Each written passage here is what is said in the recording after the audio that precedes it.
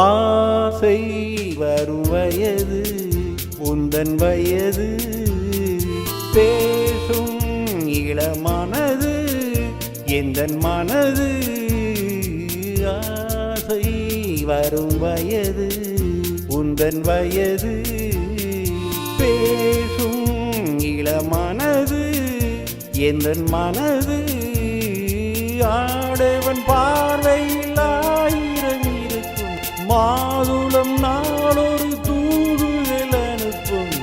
என்னென்ன சுகம் வருமோ தேவி